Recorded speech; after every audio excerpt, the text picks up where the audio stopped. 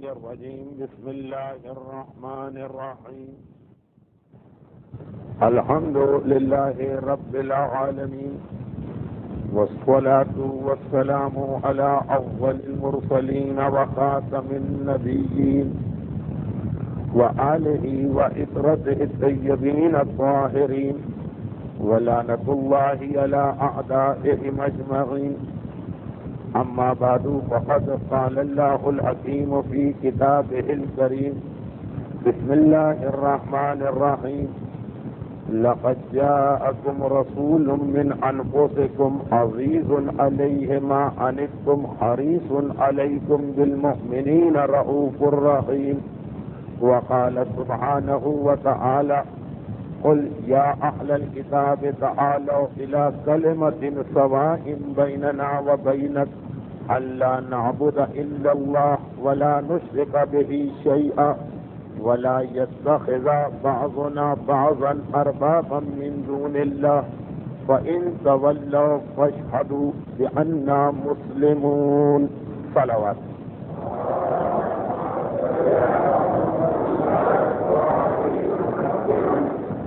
درس یا سیرت رسول کا یہ سلسلہ آج 171 تقاریر تک پہنچ رہا ہے. یہ موجودہ سال کی 5ویں تقریر ہے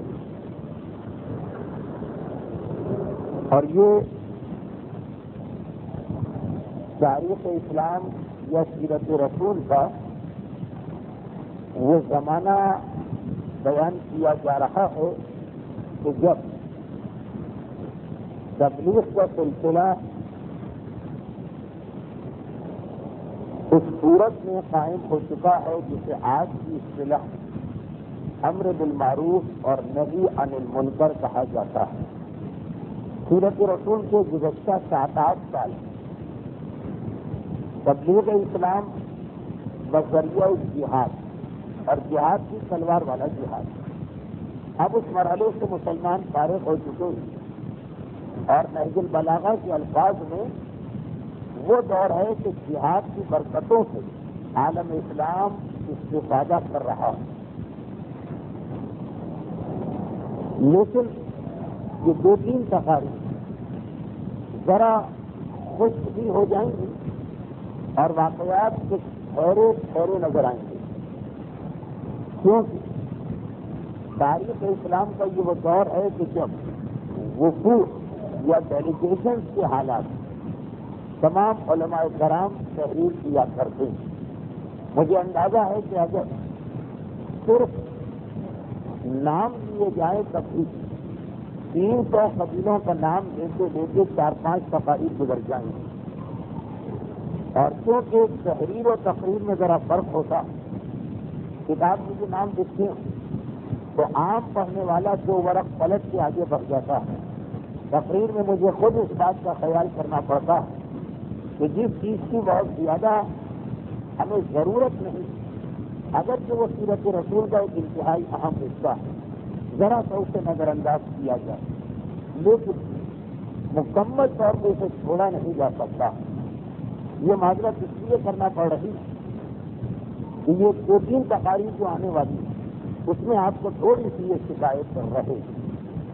اور وفود کا مسئلہ یہ ہے کہ ہر وقت نہ صرف یہ کہ اس کا اپنا ایک نام ہوتا بلکہ اس میں شامل اہم افراد کے نام بھی بیان کرنا پڑتے ہیں. چنانچہ تقریر کی خوشی اور بڑھ جاتی ہے. لیکن خیر سیرت رسول کا یہ حصہ اس اعتبار سے ہمارے لیے انتہائی اہم کہ ہمارے مراجع کرام کی ایک اکثریت اس بات کی قائل کہ غیبت امام میں وہ والا جہاد ثابت جو رسول اور معصومین کے زمانے میں واجب تھا، بلکہ یہ جو میں نے ایک لفظ استعمال کیا کہ غیبت میں یہ جہاد ثابت، شاید یہ لفظ اس فتوے کو پورا واضح نہ کر سکا. غیبت امام میں یہ والا جہاد جائز ہی نہیں، کیونکہ جہاد اقدامی یا جہاد ابتدائی کا اعلان کرنے کا حق اکثر شیعہ علماء کے نزدیک صرف اور صرف یا امام معصوم کو ہے یا ان کے نائب خاص کو. نائب خاص اس کا نام لے کر امام نے اس کی نیابت کا اعلان کیا. آج کل جو مراجع اور مجتہدین ہیں یہ نائب عام. امام نے ان میں سے کسی کا بھی نام لے کے یہ نہیں کہا کہ یہ میرا نائب، بلکہ امام نے کچھ صفتیں بتائیں کہ جس شخصیت میں یہ صفتیں اور کوالیفیکیشن پائی جائے اس کو میرا نائب سمجھو خیبت میں. لیکن نائب خاص ایسا نہیں، اس میں باقاعدہ نام بیان کرنا پڑتا.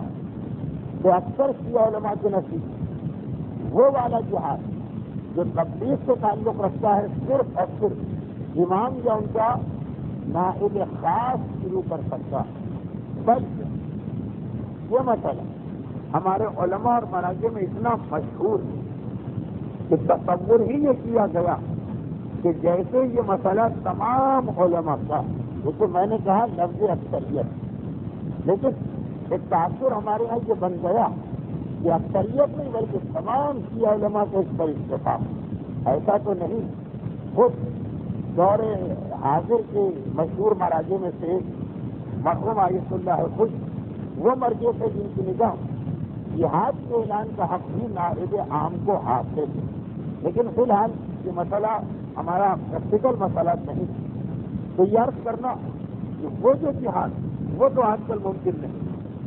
آج کل اسلام کی جو تبلیغ ہمیں کرنا ہے وہ زبان کے ذریعے یا عمل کے ذریعے، اور سیرت رسول کا یہ والا حصہ جو لوگوں کو خوش لگتا ہے. یعنی یہ جملہ کہہ دوں اگر کہ خود برا لگ رہا کہ جو حصہ فی الحال ہم سے تعلق نہیں رکھتا وہ تو لوگ بڑی دلچسپی اور بڑے شوق سے سنتے ہیں اور سننا بھی چاہیے فکر بات. لیکن جو حصہ واقعاً براہ راست ہم سے تعلق رکھتا ہے وہ لوگوں کو بڑا خشک لگنے لگتا ہے. بدر، احد، خندق، خیبر، صفین اور بیچ میں فتح مکہ، صلح حدیبیہ، یہ وہ چیزیں کہ جو اس جنگوں کے واقعات ان میں ہمارے لیے ہدایت کے پہلو ہیں. لیکن یہ وہ جنگیں ہیں جو اب ہم خود شروع نہیں کر سکتے، لیکن مختلف وفود کا آنا. اور یہاں پہ ایک مختصر سی بات یہ بتا دی جائے، سورہ مبارکہ توبہ کی سیکنڈ لاسٹ آیت میں اس سال 5 میں سے 3 تقاریر میں تلاوت کی، جس کے اندر صرف ایک لفظ کے ذریعے سیرت رسول کی یہ آخری 1.5 سال کے حالات بیان کرنا، یعنی تقریباً شوال 9 ہجری سے لے کے صفر 11 ہجری تک، یہ تقریباً 16 مہینے بنتے ہیں.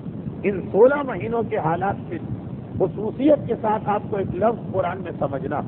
سورہ توبہ کی سیکنڈ لاسٹ آیت، جس کی ایک تاریخی خصوصیت یہ کہ جب شہزادی نے فدق کا شورۂ آفاق خطبہ دیا تو اس خطبے کے اندر جہاں پر شہزادی کو اپنے بابا کا تعارف کرانا پڑا اور یہ بتانا پڑا کہ رسول کس انداز سے آئے اور اللہ نے کتنی بڑی نعمت تم کو دی، وہاں پر اسی آیت کی تلاوت کر کے شہزادی نے کلام کا آغاز کیا. لقد جاءکم رسول من انفسکم، اللہ کہہ رہا ہے کہ تم میں سے ایک رسول کو بھیجا گیا، عزیز علیہ ما عنتم، تم پر جو زحمتیں اور پریشانیاں نازل ہوتی وہ اس کو مصیبت میں ڈال دیتی. عزیز ذرا مشکل باعث دکھ، رنج اور غم کا سبب بنتی کیا چیز؟ ما عنتم، تمہاری پریشانی. حریص علیکم، اور یہ رسول وہ ہے جو تم پر حریص ہے. غالباً 2 ہفتے پہلے سورہ شعراء کی آیت میں نے تلاوت کی کہ قرآن نے جہاں کہا لعلک باخع نفسک الا یکونوا مؤمنین، اے رسول تیری حالت دیکھ کے یہ اندازہ ہو رہا کہ تو اس غم میں اپنے آپ کو ہلاک کر دے گا کہ لوگ ایمان کیوں قبول نہیں کر رہے. اور اسی کے الٹ والی صفت، ایک ہی مسئلہ، اس کی صفت نفی کہ اے رسول تم اپنے آپ کو ہلاک کر دو، اور اس کی صفت اس بات حریص علیکم، یہ رسول تم پہ حریص. لفظ حریص ان چند الفاظ میں سے ایک کہ جو عربی سے اردو میں آ گئے لیکن اپنے معنی بدل کر. عربی میں اس کے معنی کچھ ہیں اور اردو میں اس کے معنی کچھ بن گئے. جیسے لفظ فتنہ، عربی میں اس کا مطلب آزمائش، اردو میں اس کا مطلب فتنہ و فساد. جیسے لفظ رقیب کہ قرآن رقیب کو اللہ کی صفت بیان کر رہا، اللہ کے 1000 ناموں میں ایک نام رقیب، مگر اردو کے اندر یہ لفظ پورے معنوں میں استعمال ہونے لگا. اسی طرح لفظ حریص، عربی میں یہ لفظ اتنا پاکیزہ کہ قرآن نے اس کو رسول کا ایک نام قرار دیا کہ رسول حریص علیکم سواد کے ساتھ، یہ تم پہ حریص ہے، لیکن اردو میں اس لفظ کے معنی برائی والے بن کے رہ گئے. کچھ لالچی کے معنوں میں اردو میں آتا، بلکہ لالچی کی بھی وہ قسم کہ جس کی ضرورت پوری ہو گئی، جسے جو چاہیے وہ اسے مل گیا مگر اور کی خواہش کر رہا.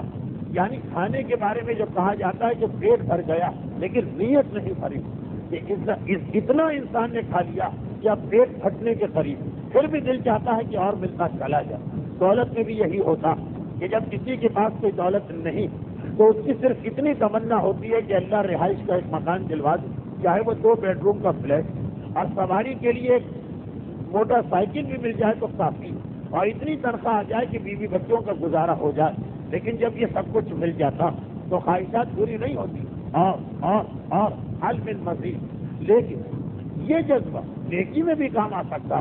اردو میں یہ جذبہ فقط برائی کے لیے ہے لفظ حریص کے حوالے سے. حریص اسی کو کہیں گے جسے دولت کی لالچ، حریص اسی کو کہیں گے جسے کھانے پینے کی لالچ. لیکن عربی میں حریص برائی والے کو بھی کہتے ہیں، اچھائی والے کو بھی کہتے ہیں. ایک آدمی کا دولت سے پیٹ نہیں بھر رہا وہ حریص، ایک آدمی دعوت میں گیا نتیجے پن سے ایک چیز کو دیکھ رہا اور اس کا پیٹ نہیں بھر رہا وہ بھی حریص. لیکن اچھائی میں ایک آدمی نے علم حاصل کیا ہے اور علم حاصل کرنا حریص، ایک آدمی نے نمازیں پڑھی ہیں اور نمازیں پڑھنا ہے حریص، ایک آدمی نے روزے رکھے ہیں اسے اور روزے رکھنا. اور وہاں روزے کے حوالے سے اسلام کو ڈر بھی لگ رہا، چنانچہ عید کا روزہ حرام کر دیا گیا کہ ایسا نہ ہو کہ یہ 29 اور 30 دن کے روزوں سے مطمئن نہ ہو، ایسی عادت پڑ جائے، ایسا چسکا لگ جائے، ایسا مزہ آ جائے کہ یہ اور روزے رکھنا چاہے وہ حریص. لیکن اور کسی چیز میں نہ صحیح تو ہمارے معاشرے میں حج، عمرہ اور زیارت کے حوالے سے بھی جذبہ پایا جاتا کہ ایک مرتبہ مومن کی تمنا یہی ہوتی ہے کہ مجھے 14 معصومین کی زیارت مل جائے. اور جب یہ 14 معصومین کی زیارت مکمل ہوتی جذبہ زیارت ختم نہیں ہوتا. اب تمنا ہوتی ہے کاش ایک مرتبہ پھر وہاں جانے کا موقع مل جائے. جنہیں حج کا مزہ آ گیا، اسلام نے بھی زندگی میں ایک ہی حج کو واجب رکھا، لیکن جب حج کا مزہ آ گیا تو ایک حج کرنے کے بعد دل چاہتا ہے کہ بار بار حج میں جاؤ. عمرے کا مزہ آ گیا، ایک عمرہ کرنے کے بعد دل چاہتا ہے کہ بار بار عمرے پہ جاؤ. عربی میں یہ سب حریص کہلائیں گے. دولت کا لالچی، کہ کھانے پینے کا لالچی، کہ اچھے لباس اور اچھے مکان و زیور کا لالچی، کہ نماز اور روزے اور حج اور زیارت کا حریص. پیغمبر کے لیے لفظ حریص انہی معنوں میں استعمال ہوا کہ اللہ کا رسول ہر آن اسی فکر میں رہتا کہ مسلمانوں کی تعداد کو کس طرح سے بڑھایا جائے، مسلمانوں کی تعداد میں کس طریقے سے اضافہ ہو. اسی لیے پیغمبر نے کبھی وہ طریقہ اختیار نہیں کیا جو ماقبل کے انبیاء نے اختیار کیا. اور ماقبل کے بھی چھوٹے چھوٹے انبیاء نہیں، اور اعظم انبیاء حضرت موسیٰ کے حالات میں، حضرت نوح کے حالات میں بد دعا کے لیے اٹھتا ہوا ہاتھ نظر آ رہا کہ نبی ایک منزل پر آ کر بد دعا کے لیے اوپر مجبور ہو جاتا. لیکن پیغمبر کی زندگی میں کبھی بھی آپ نہیں دیکھیں گے کہ ان لوگوں کے لیے اجتماعی طور پہ بد دعا کی گئی. ہو سکتا ہے انفرادی طور پہ کسی گروہ کا تذکرہ، لیکن نوح کی طرح سے یہ بد دعا کہ ساری قوم عذاب میں آ کے ختم ہو جائے وہ کہیں نہیں. اس لیے کہ رسول کو معلوم کہ تبلیغ اسلام اس کا نام نہیں کہ دنیا سے سارے انسانوں کا خاتمہ کر دو تو پھر اسلام پہنچاؤ گے کس تک، پھر مسلمان بناؤ گے کسے؟ نہیں، گناہگاروں کو رکھنا، کافروں کو رکھنا، مشرکوں کو رکھنا اور اس کے بعد ان کو مسلمان بنانا. وہ آئے ہیں فقط اس لیے کہ دنیا میں لا الہ الا اللہ پڑھنے والوں کا اضافہ ہو جائے. یہ نہیں کہ اگر کوئی ہماری توہین کرے، اگر کوئی ہمیں زخمی کرے، اگر کوئی ہماری شان میں گستاخی کرے تو بد دعا کے لیے ہاتھ اٹھا کر ان لوگوں کو ختم کر دو کہ جن کے خاتمے کا مقصد یہ کہ یہ 10,000 اگر مسلمان ہو جاتے. لیکن پیغمبر کو مسلمانوں کی تعداد بڑھانے کا کتنا شوق کہ نکاح کے موقع پہ یہ روایت پڑھی جاتی ہے کہ تناسلوا تناسلوا تکثروا، نکاح کرو، نسل بڑھاؤ، تکثروا اور اپنی کثرت پیدا کرو. فإنی أباہی بکم الامم یوم القیامہ، قیامت کے دن میں تمام انبیاء کے سامنے فخر کروں گا کہ میری امت کی تعداد کتنی زیادہ. چنانچہ یہی جذبہ پیغمبر کا، یہی جذبہ کہ لا الہ الا اللہ پڑھنے والوں کی تعداد بڑھے، مسلمانوں کی تعداد بڑھے، پیغمبر کو مجبور کرتا کہ سوائے ناگزیر صورتحال کے پیغمبر کبھی نہ بد دعا کرتا، نہ پوری امت کے خاتمے کا ذکر کرتا اور نہ اس انداز سے تلوار چلانے کا حکم دیتا ہے کہ سامنے والا پورا گروہ ختم ہو جائے. چنانچہ خیبر کی لڑائی میں جب میرے مولا کو آخر اس دن علم دیا گیا کہ جب باقی سب لوگوں کی آزمائش ہو چکی، اس وقت یہی کہا گیا کہ اے علی، جاتے ہی تلوار چلانا شروع نہ کرنا، بلکہ پہلے ان کے سامنے اسلام پیش کرنا، شاید یہ کہ یہ لوگ مسلمان ہو جائیں۔ یہ ہے حریص علیکم کی منزل۔ یہ پیغمبر، یہ ان کو دیکھنے کے باوجود کہ جن کے بارے میں ایک طرح سے ہمیں اور آپ کو اطمینان ہو گیا کہ یہ ایسا مریض ہے کہ کبھی صحت مند نہیں ہو سکتا۔ آج کینسر کی بیماری اگر آخری اسٹیج میں ہو، آج ایڈس کی بیماری اگر آخری اسٹیج میں ہو، تو یہ کہا جاتا کہ یہ ایک ایسا مریض ہے جس کی صحت فی الحال ممکن نہیں۔ تو پیغمبر کفر اور شرک کے ایسے مریضوں کو دیکھنے کے بعد بھی امید رکھتے ہیں اور امید دلاتے ہیں، شاید کبھی یہ مسلمان ہو جائے، شاید کبھی ان کی نسل میں اسلام آ جائے۔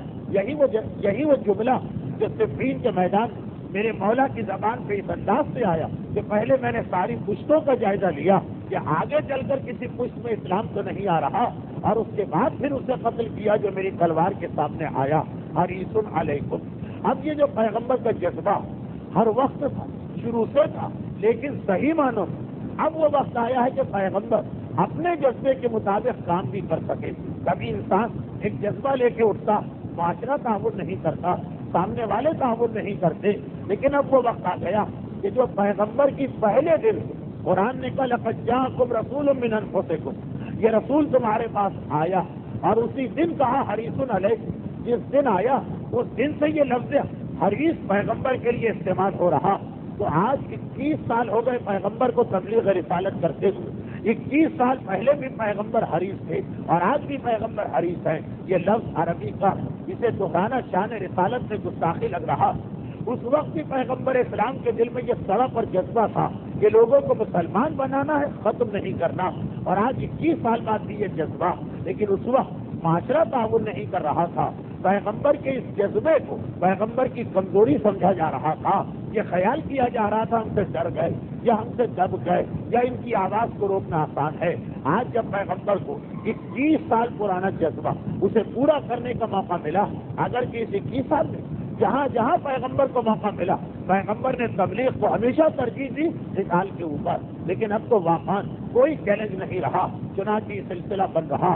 اور یہاں پر جو کچھ وفود کا بیان آ چکا اس کے بعد کی ایک چیز، بلکہ یہ اس سے پہلے کی ایک چیز ہے، بعض وجوہات کی بنا پر ذرا سی ترتیب بگڑ گئی، لیکن یہ کوئی ایسا اہم مسئلہ نہیں کہ ترتیب بگڑنے سے کوئی مسئلہ آپ کی سمجھ میں نہ آئے۔ اب وہ وقت آ گیا کہ پیغمبر ایک سسٹم کے تحت تبلیغ کو آگے بڑھا رہے ہیں۔ اب سے پہلے جب تک وہ ماحول نہیں بنا وہاں پہ سسٹم کی ضرورت نہیں، جیسا موقع ملتا تو تبلیغ کر دی جاتی، لیکن اب کیونکہ موقع ہی موقع، چنانچہ ایک سسٹم بنایا گیا، ایک نظام بنایا گیا، اور 3 طریقوں کے ذریعے پیغمبر عرب کے قبیلوں کو مدینے بلوا کے اسلام کی منزل پہ لا رہے ہیں۔ نمبر ایک پیغمبر اپنے مبلغین بھیج رہے ہیں، اب کھڑا تھا کثیر تعداد میں مبلغین کو بھیجا جا رہا۔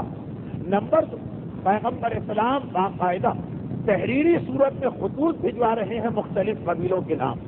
سن 7 ہجری خیبر کی لڑائی کے بعد پیغمبر نے 4 یا 5 بڑے بڑے حکمرانوں، اور وہ سب عرب کے باہر سے موجود ایک یمن کے حکمران، مصر، ایران، روم، حبشہ، سب عرب کے باہر، انہیں خطوط تو بھجوائے، لیکن اب مسئلہ بڑے بڑے حکمرانوں کا نہیں، اب چھوٹے سے چھوٹے قبیلے کے پاس۔ اور اس کے بعد اس 2 کا لازمی نتیجہ تیسری چیز نکل رہی، اور وہ یہ کہ جہاں پیغمبر کے مبلغ جا رہے ہیں، جس کی مثال پچھلی تقریر 170 کا آخری واقعہ، وہ جو قبیلہ مدینے آتا اور اسلام کی بات کرتا، یاد ہوگا آپ کو واقعہ نہیں دوہرا رہا، تو پیغمبر نے پوچھا بھی تھا کہ تمہارے پاس تمہارے ایمان کی دلیل کیا؟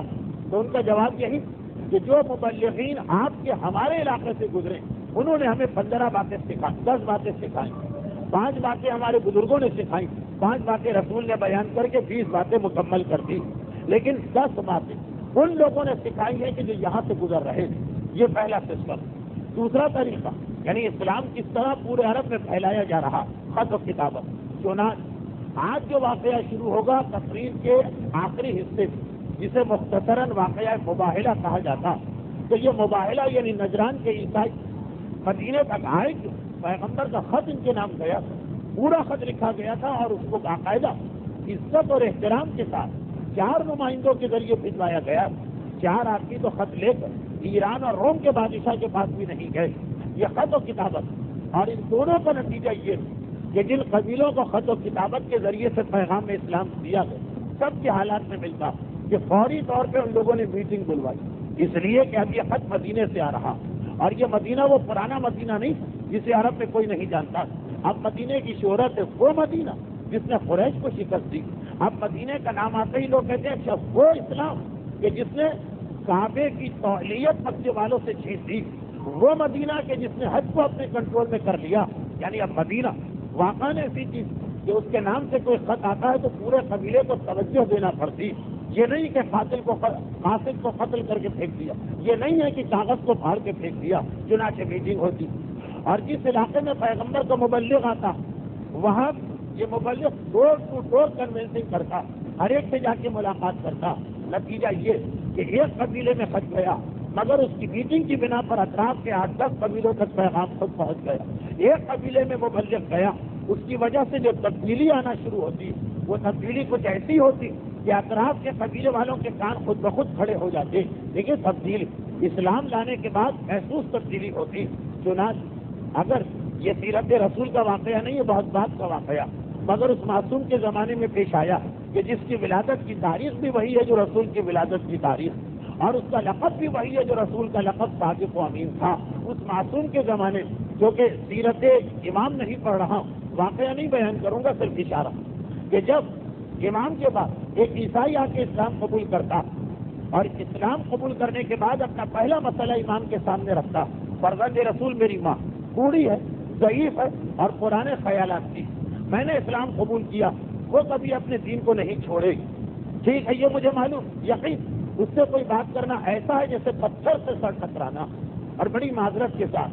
لیکن آپ کو بعض بزرگ اپنے پرانے عقائد اور خیالات میں اتنے ہی ریجڈ اور اتنے ہی سخت نظر آئیں گے کہ اگر کوئی جوان ہو تو ہم اس کے لیے لفظ ضدی استعمال کریں گے، لیکن جو کہ یہ قابل احترام بزرگ ہوتے یہ لفظ تو استعمال نہیں ہوگا. لیکن ان کو کوئی چیز سمجھانا، انہیں کسی چیز کے لیے قائل کرنا کتنا مشکل ہو جاتا.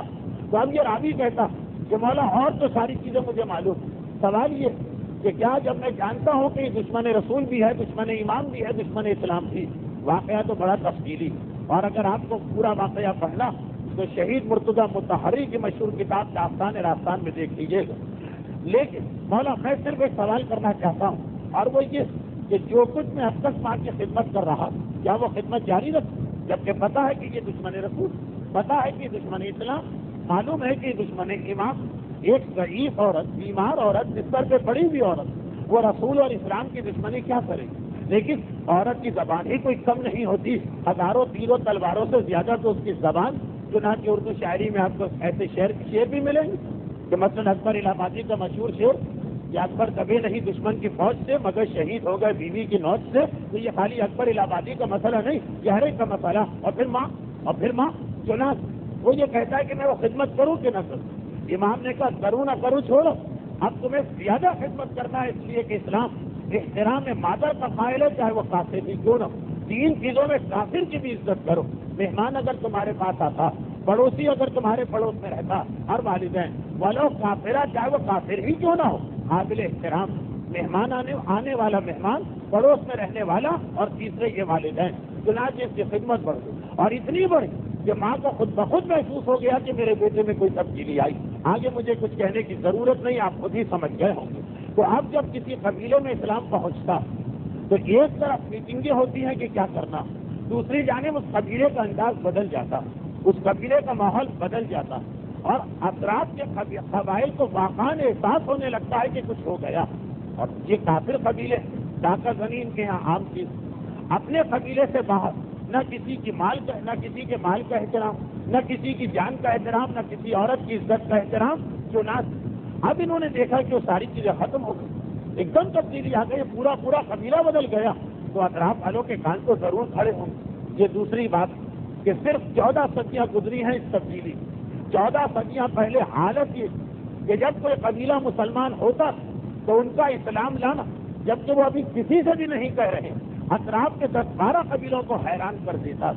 پاکستان میں کچھ علاقے ایسے، مثلا اگر آپ اسلام آباد یا راولپنڈی سے گلگت بائی روڈ جائیں تو راستے میں کوہستان کا علاقہ ملتا، جہاں اکثر مرد بھی اپنا چہرہ چھپا کے گھومتے اگر اپنے قبیلے سے باہر آ گئے. اور وجہ یہ کہ سارا قبیلے چھوٹے چھوٹے قبیلے آپس میں ایسی دشمنیاں چل رہی ہیں باپ اور دادا اور پردادا کے زمانے سے کہ کسی شخص کو اگر دکان میں کوئی سودا لینے جانا تو وہ چہرہ کھول کے جانے کی ہمت نہیں کر سکتا.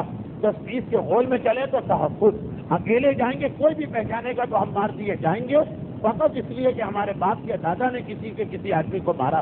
تو یہ تو پھر بھی کچھ نہیں, وہ عربوں میں ماحول. اب ایک دم دیکھا اطراف کے قبیلوں نے تو بات بدل گئی.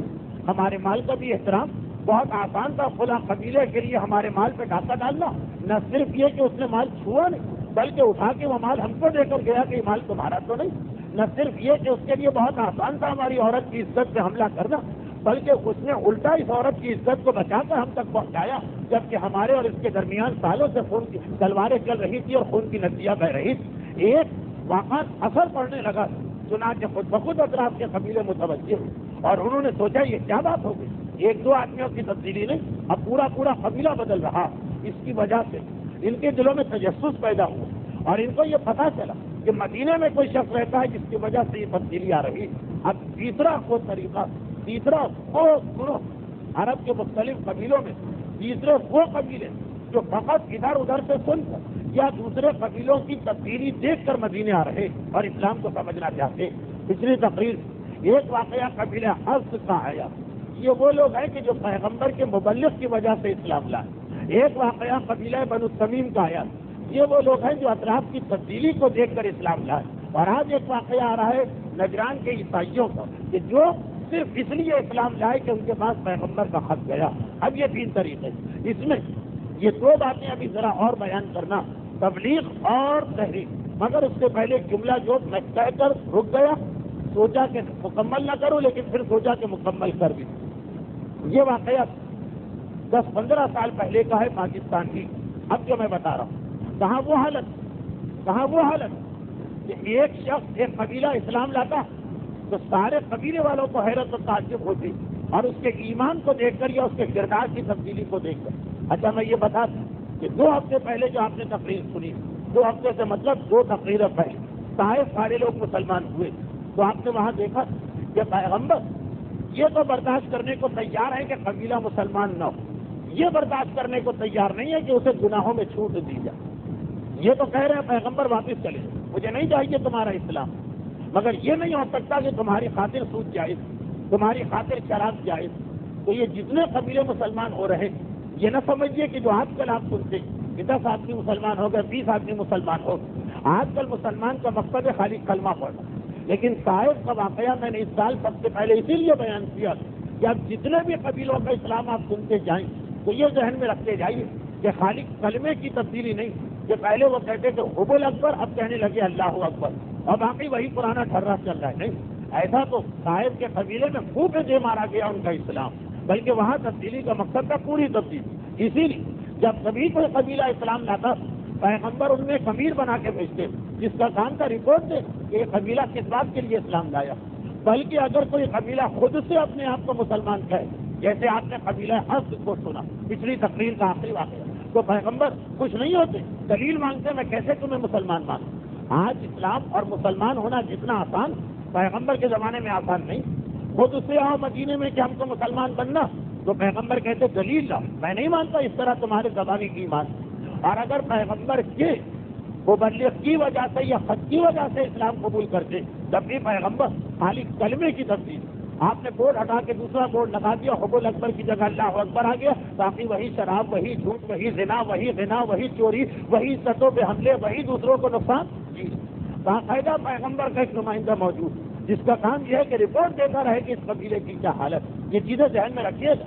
اور پھر ایک بات ہوتی کہ کہاں وہ ماحول کہ ہر قبیلے کلمہ بدلنے کے ساتھ اپنے آپ کو بدلنا پڑتا, اور کہاں آج کا یہ ماحول. یہ صرف 14 سینچریاں گزری, 14 صدیاں اس زمانے میں اور آج کے زمانے میں, کہ جہاں ایک قبیلے کا اسلام 50 قبیلوں کو اسلام کے قریب کر رہا. اور یہ پاکستان کا واقعہ, اور شاید آج سے 15 سال پہلے کا واقعہ, اس سے پرانا واقعہ نہیں. پاکستان میں ایک علاقہ ہے کافرستان, اور یہ وہ علاقہ ہے کہ جس کے بارے میں اسی طرح سے ہمارے یہاں جغرافیہ کے ماہرین بحث کرتے, جس طریقے سے سعودی عرب میں طائف کے علاقے کے بارے میں بحث ہوتی کہ طائف کا علاقہ ایسا کہ بالکل عجیب لگتا ہے جہاں پہ وہ موجود، یعنی چاروں طرف جو ماحول، جو آب و ہوا، جو زمین، جو صحرا، جو ریگستان، یعنی واقعاً ایسا لگتا ہے جیسے کسی اور علاقے کے شہر کو توڑا، وہاں سے اٹھایا اور اٹھا کے یہاں لا کے بٹھا دیا، بالکل مس فٹ مس میچ، غیر موضوع، غیر ہم آہنگ لگ رہا۔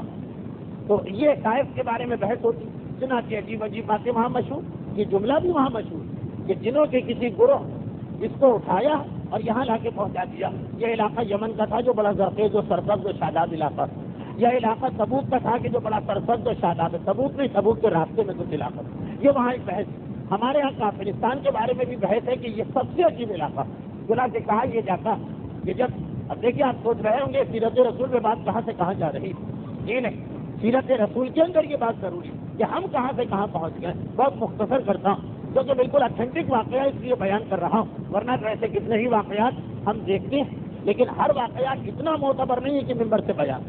تو کافرستان کے بارے میں مشہور یہ کہ وہاں پہ جو لوگ رہتے جن کا مذہب بھی کافر، وہ مطلب اسلام نہیں، وہ اب تک کچھ پرستی ہے جو بھی ان کا نظریہ اس کے مطابق چلتے، اور کہا جاتا ہے کہ جو یونان کا مشہور بادشاہ سکندر جب دنیا فتح کرتے کرتے اس علاقے سے گزرا تو 20 سال ہو گئے تھے، اس کا لشکر عاجز آ گیا اور لشکر کا ہر حصہ ہر علاقے میں ٹھہر جاتا، چنانچہ یونانیوں کا ایک حصہ یہاں ٹھہر گیا، اور یہ سب لوگ یونانی الاصل۔ جو ایک بات ان کے بارے میں بہت مشہور، اور وہ یہ کہ کبھی جھوٹ نہیں بولا کرتے، مر بھی جائے تو ان کی زبان پہ جھوٹ نہیں آتا۔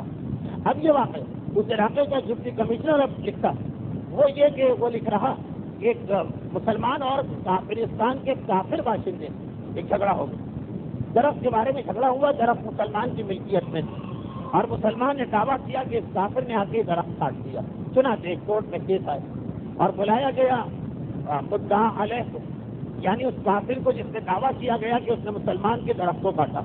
اب جھوٹ کبھی نہیں بولتے، قسم کھلوانے کی ضرورت نہیں ویسے، چنانچہ بیانات لیے گئے، دوسرے مسلمان نے اپنا دعویٰ پیش کیا، میری زمین، میری ملکیت، میرا درخت، اور کاٹ دیا۔ اور اب اس نے کہا تم اپنا بیان کو جوابی بیان، اس نے اقرار کیا کہ ہاں اس وقت مجھے لکڑی کی اتنی شدید ضرورت کہ میں مانتا ہوں نہ یہ زمین میری ہے نہ یہ درخت میرا، بلکہ یہ مسلمان کا ہے، میں اسے کاٹ کے لے گیا۔ اب ایک طریقہ ہوتا ہے ہمیشہ سرکاری اداروں میں، اور وہ یہ ہے کہ بیان اور جوابی بیان دیا گیا، اگر فیصلہ کرنے میں کچھ وقت لگے گا، ایک تاریخ دی جاتی ہے، فلاں تاریخ کو فیصلہ، چلے گئے یہ لوگ، بظاہر اس کیس میں کوئی جان بھی نہیں، لیکن 2-3 دن کے بعد وہ مسلمان آیا اور وہ قدموں پہ گر پڑا اس ڈپٹی کمشنر، اور اس نے اس سے یہ کہا کہ آپ اس مقدمے کا فیصلہ جلدی کر دیں، مجھے آپ نے تاریخ دی ہے 10 دن کے بعد، ابھی 5واں دن گزرے، فوری طور پہ فیصلہ کر دیں۔ تو ڈپٹی کمشنر نے کہا کہ مجھے 5 دن گزرے، 5 دن اور گزر جائے، اور مقدمہ تو بظاہر بالکل واضح تھا نہیں، مجھے اطلاع ملی ہے کہ وہ شخص جو کل یا اس ہفتے میں یہاں کچھ تبلیغ والے لوگ آئے اور انہوں نے اسے قائل کر دیا ہے، کل یا پرسوں مسلمان ہونے جا رہا، تو آپ فوری طور پہ اس کا فیصلہ کر دیں، اس لیے کہ اب تک وہ اس لیے سچ بول رہا تھا کہ کافر، اور کافرستان کے لوگ کبھی جھوٹ نہیں بولتے چاہے مر جائیں، لیکن کل اگر اس نے کلمہ پڑھ لیا اور یہ کفر سے نکل آیا، پھر کوئی تعجب نہیں ہے کہ اپنے دعوے سے پھر جائے۔ یہ آپ کے اسی ملک کا واقعہ، اور واقعاً جینین واقعہ، کہ ڈر رہا ہے، گھبرا رہا ہے کہ اس کے کلمہ پڑھنے سے پہلے فیصلہ کروا لو، کلمہ پڑھ لے گا تو پھر تو ہمارا جیسا ہو جائے گا، ہو سکتا ہے کہ اپنے دعوے سے مکر بھی جائے، ہو سکتا ہے کہ آگے کسی ہائی کورٹ وائی کورٹ میں بھی چلا جائے۔ یہ حالت ہے اس امت رسول کی جس نے 1400 سال پہلے فقط اپنے کردار کی تبدیلی سے آگے عرب کو مسلمان کر دیا، اور آج حالت یہ ایک مسلمان ڈر رہا ہے کافر کے کلمے سے کہ کلمہ پڑھے گا تو ہماری طرح سے اس کو بھی جھوٹ بولنے میں کوئی بات نہیں رہے گا۔ اور یہاں پہ ضمنی طور پر ایک بات بتا دیں، تجلی یا پھر میں ہدایت پا گیا، اس میں سے یا انگریزی پڑھنے کا شوق ہے تو دین آئی واز گائیڈڈ، اس کے اندر جا کے دیکھ لیجیے آغاز کی جانی تو پہلی مرتبہ صحیح معنوں میں تشیع کی محبت ان کے دل میں کیسے پیدا ہو، 3-4 چیزیں مل کے بنی، ان کا سفر حج پہ جانا، راستے میں بحری جہاز، ایک شیعہ کا مل جانا، اس کا انہیں فائل کرنا کہ نجف چلو، اور نجف میں جا کے 2 ملاقاتیں، ایک مرحوم آیت اللہ خویسی اور ایک شہید باقر صدر، وہ سارے واقعات تو آپ کے بار بار پڑھے ہوں، ناول سے زیادہ دلچسپی کے ساتھ آج شیعہ دنیا میں آغاز جانے کی کتابیں پڑھی جاتی ہیں، اور اگر کوئی مومن خصوصاً اس پہلی کتاب کے پہلے حصے سے محروم رہا تو یقیناً اس نے اپنا نقصان کیا۔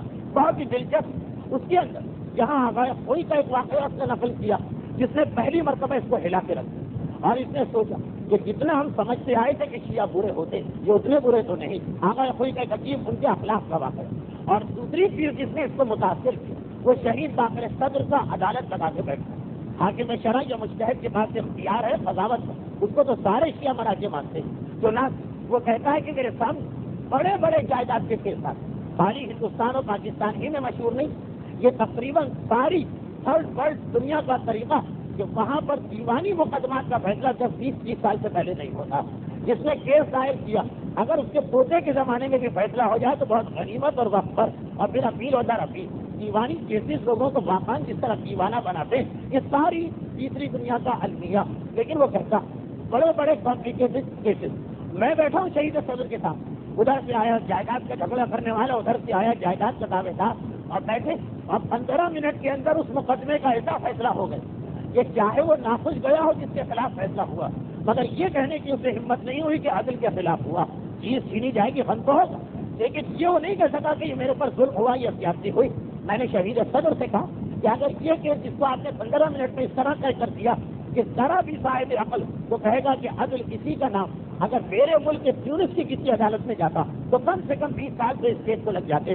کیس کرنے والے اور کیس لڑنے والے دونوں مر جاتے، اور کبھی ان کی اولادوں کو یہ بھی پتہ نہیں چلتا کہ کیس آخر چل کس لیے رہا، ہوا کیا تھا، جھگڑا کیا تھا. بس جس طرح باپ کی اور بہت ساری یادگار سنبھال کے رکھتے، اسی طریقے سے یہ باپ کا مقدمہ ہے، اسے بھی سنبھال کے رکھو، کہیں باپ کو وہاں روحانی تکلیف نہ ہو. بس یہ صورتحال ہوتی. تو شہید صدر نے یہی جواب دیا کہ اسلامی نظام کی پہلی برکت یہی کہ اس آسانی کے ساتھ جھگڑے طے ہو جاتے، جھگڑے طے ہو تو معاشرے سے فساد ختم ہو. آمدن برسر مطلب یہ وہ نظام ہے جو رسول لے کے آئے، مگر اس کی پہلی سیڑھی ہے کہ تم خود بھی کچھ کر کے دکھاؤ. تمہارا اسلام اس پہ ڈیپینڈنٹ نہ ہو کہ کلمہ ہم نے پڑھ لیا باقی سارا کام رسول کرے. نہیں، رسول نے پہلی ذمہ داری عائد کی کہ ہر شخص اپنے اطراف کو متاثر کرے گا. پیغمبر نے خط بھیجے، وہ قبیلہ اسلام لایا کہ اسلام کی مخالفت، مگر اطراف کے قبیلوں کو پتہ چل گیا کہ اسلام کوئی چیز ہے. پیغمبر نے مبلغ بھیجے، اور یہ سب ایک سسٹم کی طرح، ایسا بھی نہیں کہ بالکل افراتفری کے اندر ایک سسٹم کی طرح چنا. سیرت نبی ہر اچھی کتاب پوری ایک لسٹ ہے کس علاقے میں کس کو بھیجا دے. اور ایک اہم بات یہاں پہ میں اور بتا دوں، یہ تاریخ ہے جس کو سمجھے بغیر بہت سارے موجودہ زمانے کے مسئلے جو ہیں سمجھ میں نہیں آتے. پیغمبر جو علاقہ مسلمان ہوتا جاتا ہر اس علاقے پر ایک امیر کو بھجوایا جس کا بنیادی کام تھا صدقات و زکات و مالیات کو جمع کرنا، اور پھر اس کا ایک حصہ اس قبیلے پر خرچ کرنا اور ایک حصہ مدینے کے بیت المال میں بھجوانا. یہ جب سسٹم قائم ہوا اس میں سب سے پہلا کام یہاں سے شروع ہوا. صدقات و زکوات و فطرات و رد مظالم اور جو شریعت کے دوسرے واجب مالی معاملات ان کے لیے بھیجا جاتا. لیکن جس کو بھی بھیجتے اس کا عالم ہونا ضروری ہوتا، علم دین رکھنے والا، اسے بھیجا جاتا. انتخاب ہمیشہ اس صلاحیت سے کیا جاتا. بھیجا جا رہا ہے اس کو مالی معاملات سے، تو اس کے لیے کسی اکاؤنٹنٹ یا بی کام پاس یا چارٹرڈ اکاؤنٹنٹ کو بھیجا جائے گی، کام ہے اکاؤنٹنسی کا، لیکن بھیجا جا رہا ہمیشہ کسی کو عالم پر. آج جس کا علم دین حاصل کرنا ثابت، صاحب کے قبیلے میں آپ نے سنا آج بہت سارے لوگ تھے لیکن دین حاصل کیا فقط 15 سال کے ایک بچے. تو پیغمبر نے اتنے مغرور قبیلے کے اوپر جو ناک سے مکھی نہ بیٹھے 15 سال کے بچے کو امیر بنا کے بھیجا. کیا کیا ہے پیغمبر کا طریقہ یہ کہ جب بھی کسی قبیلے پر کسی سردار کو بھیجتے اسے نام سردار کا نہیں دیتے، نام اسے امیر کا دیا جاتا، یا کبھی کبھی اسے نام دیا جاتا عامل صدقات، جو صدقات میں عمل کرنے والا، نام یہ دیا جاتا، لیکن اس کا عالم ہونا پہلی شرط ہوتی. یہاں تک اگر بڑوں میں کوئی قابل نہ تو سب سے چھوٹا 15 سال کا بچہ صحیح اسے بھجوا دیا جاتا کہ عمر تجربہ یہ چیزیں نظر انداز کی جا سکتی، لیکن امیر بنانے کے لیے علم دین کو نظر انداز نہیں کیا جا سکتا. چنانچہ ان میں پیارے کا کام یہ ہوتا کہ اپنی قوم سے فقط یہ چیزیں جمع نہ کرے بلکہ ساتھ ساتھ انہیں دین سکھائیں. 9 ہجری سے لے کے 11 ہجری تک سنت رسول ذہن میں رکھی. اور آج آپ دوسری جانب ہمارے قوم کے دونوں اعتراضات سمجھ لیجیے. پہلا اعتراض تو یہ کہ علماء کی قیادت کبھی بھی ہماری قوم کو پسند نہیں آتی، اور دوسری بات یہ کہ عالم کے ہاتھ میں مالیات کا نظام کبھی قوم کو پسند نہیں آتا. یعنی واجبات کی حد تک نہ صحیح تو سنت رسول ہی کے اس پہلو کو ذہن میں رکھیے جو ہمیشہ پیغمبر اپنی زندگی کے اس 1.5 سال کے اندر عالم ہی کو یہ اختیار دیا کہ صدقات اور زکات اور خمس وغیرہ جمع کرو، غیر عالم کو یہ اختیار نہیں دیا گیا، اور باقاعدہ پوری فہرست. اب یہ دوسری بات کہ اس انداز سے آج عالم کا تصور پیغمبر کے زمانے میں تقریباً ہر پرانا صحابی عالم. ایک لسٹ ہمارے پاس بنتی، چنانچہ اس کے اندر سب سے پہلے جناب ام سلمہ کے بھائی کا نام آتا. یہ ام سلمہ کے سگے بھائی یعنی پیغمبر اسلام کے برادر نسبتی یا برادر اللہ، انہیں یمن کے ایک علاقے کا، یمن بہت بڑا علاقہ، اس کے ایک علاقے کا عامل بنا کے بھیجا گیا. اور یہ حکم دے کہ صدقات و زکات جمع کرو، ایک حصہ وہاں خرچ کرو، باقی حصہ مرکز میں بھجواؤ۔ آج بھی ہمارے مراجع اور مجتہدین جب کسی کو خمس وغیرہ کا اجازت نامہ دیتے تو آج کل امکان یہی شرط رکھتے کہ ایک حصہ وہاں خرچ کرو اور باقی یہاں سے بھجواؤ۔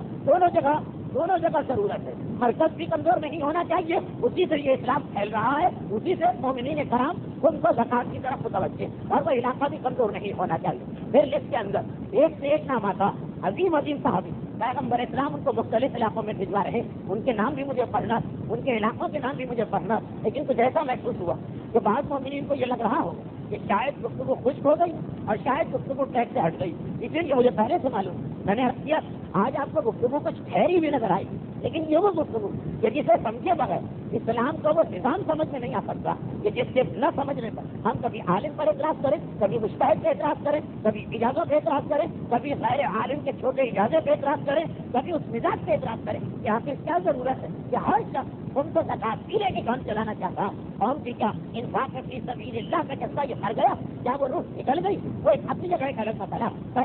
تو یہ اللہ کے رسول پورا ایک سسٹم بنایا، اور اس سسٹم کی بنیادی بات یہ کہ کسی شخص کو کسی بھی قبیلے کسی بھی کام سے بھیجا جائے، اس کا ایک کام کے ضرور ہے کہ جہاں جائے پیغام لے کے جائے، پیسے جمع کرنے جائے، لوگوں کو کوئی دعوت دینے جائے کہ رسول نے بلایا، تبلیغ اس کا فریضہ رہے گا۔ اور اسی سلسلے میں اب آئیے تیسری پڑھی پیغمبر اسلام کے اس تبلیغ کے سسٹم کی بنا پر اب وہ وقت آ گیا کہ تحریر کے ذریعے بھی کچھ قبیلوں کو بلایا جائے۔ ہاں یہ بات تو بے شک اپنی جگہ ثابت کہ خط زیادہ تر لکھتے گئے عیسائیوں، کافر قبیلوں کو بھی خط بھجوائے، لیکن زیادہ تر اب ایران کا بادشاہ کافر، لیکن وہاں بھی یہ گنجائش نکل سکتی ہے کہ آپ سنیے زیادہ تر خط کے ذریعے سے تبلیغ کروائی گئی عیسائیوں۔ پیغمبر کی تبلیغ کے 3 بڑے طریقے، تیسرا تو خیر چھوڑ دیجیے، تو لوگ خود اثر لے رہے ہیں۔ پہلے تو ان میں کافر اور مشرک کے پاس مبلغ بھجوائے جائے، اور جو عیسائی بلکہ عیسائی کیوں کہ جو اہل کتاب ان کے پاس خط بھجوایا جائے۔ اس طرح سے رسول نے فرق رکھا، اہل کتاب کافر کے مقابلے میں اسلام کے طرف بڑھے، ان کو سمجھ لیجیے کہ یہ ہاتھ سے یہ آگے راستے، ان کو بدلنا اتنا مشکل نہیں ہونا چاہیے جتنا مشکل کافر اور مشرک۔ چنانچہ وہاں تحریر نہیں گئی، خود پیغمبر کا نمائندہ گئے، اور اہل کتاب کے پاس زیادہ تر تحریر ہوئی، تو میں نے کہا یہ ہارڈ اینڈ فاسٹ رول نہیں، کہیں کہیں سے تبدیلی ہے، لیکن عمومی طور پہ آپ کے دی گئی۔ نجران مکے اور یمن کے درمیان مکے سے 7 میل کے فاصلے پر ایک ایسا علاقہ کہ جہاں پہ طویل عرصے سے عیسائیت اور وہ عیسائی کہ جو حضرت عیسیٰ کا زمانہ دیکھتے ہوئے، حضرت عیسیٰ کا زمانہ قتل اصحاب الاخدود، قرآن سورہ معارج اس کے بارے میں اعلان کر رہا کہ گھوڑے والے ہلاک کیے یہ قوم عیسائی، جنہیں یہودیوں جس طرح اسلام کے آنے کے بعد عیسائی ہمارے دشمن بنے، تو اسی طرح جب حضرت عیسیٰ آئے تھے یہودی ان کے دشمن بنے۔ چنانچہ جنہوں نے عیسیٰ کو مانا ان پر زیادہ تر مظالم یہودیوں نے، اس میں ایک ایسا گروہ تھا مردوں کا، عورتوں کا اور بے گناہ بچوں کا، جنہیں آگ کے کنویں میں زندہ ڈال کے جلایا گیا، اور ان کا واقعہ قرآن نے بھی اصحاب اخدود کے نام سے نقل کیا، کنویں والے یا گڑھے والے۔ وہ وہی نجران کا علاقہ جہاں پہ یہ تاریخی واقعہ پیش آیا۔ نجرانگی کے علاقے میں وہ یہودیوں وہ ظلم کیا تھا کہ آگ کے گڑھے تیار کر اس میں ان پورے عیسائیوں کو پھینک دیا گیا، جو اس وقت دین حق پر اس وقت عیسائیت بھی اسلام سے نہیں آیا۔ تو نجران کی خصوصیت یہ کہ یہاں پر عیسائی بعض میں کی آباد نہیں، بلکہ یہاں پر وہ عیسائی کو جنہوں نے براہ راست حضرت عیسیٰ سے دین کو لیا، چنانچہ ان کا دین شروع میں بالکل صحیح رہا، لیکن جب حضرت عیسیٰ کی شاید 90 سال بعد یا 100 سال بعد عیسائیوں کے ایک بہت بڑے رہبر سینٹ پال اس کتاب کو جو حضرت عیسیٰ لے کے آئے منسوخ کرنے کا اعلان کیا، اور کہا جب اس کتاب کو منسوخ کیا جاتا ہے آج سے میری بنائی ہوئی شریعت چلے، تو آج کل وہی سینٹ پال کی شریعت چل رہی، تو جس وقت اس نے یہ تبدیلی تھی تو نجران کے عیسائی بھی بدلے، لیکن فرق وہ ہے یہ بدل کر نجران میں رہنے نہیں آئی، بالکل شروع سے صحیح سے بعد میں بدلے۔ جب کوئی قوم صحیح ہو کے بگڑے تو بگڑتے بگڑتے بھی اس میں پرانے زمانے کی کچھ باتیں رہتی۔ نجران کے عیسائیوں میں جو آپ کو ایک تبدیلی نظر آئی تو انہوں نے پیغمبر کی بات نسبتاً آسانی سے قبول کر لی، تو اس کا ایک بڑا فرق کیے۔ جیسے خود عرب کے لوگ یہ دین ابراہیمی پڑھتے بعد میں مشرک بنے، چنانچہ بگڑتے بگڑتے بھی ان میں کچھ پرانی باتیں تھی، حج تھا، عمرہ تھا، اسی طرح غسل جنابت کا رواج تھا، نجاست طہارت کا ایک کنسیپٹ تھا، اور بہت ساری باتیں تھیں۔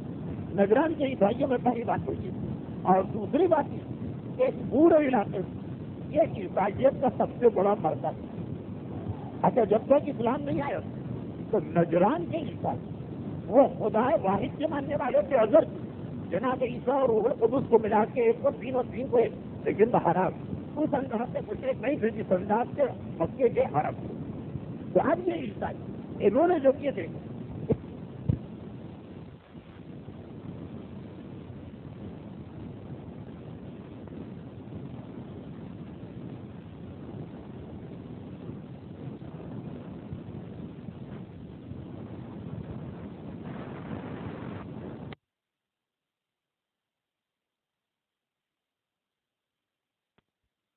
کو بدل گئے.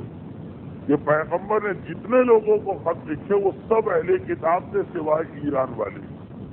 مگر ایران میں بھی مجوسیت تو تھی, آتش پرست تھی, اور ہمارے بہت سارے علماء ان کو بھی اہل کتاب مانتے ہیں. تو یہ تو ہارڈ اینڈ فاسٹ رول بن گئے.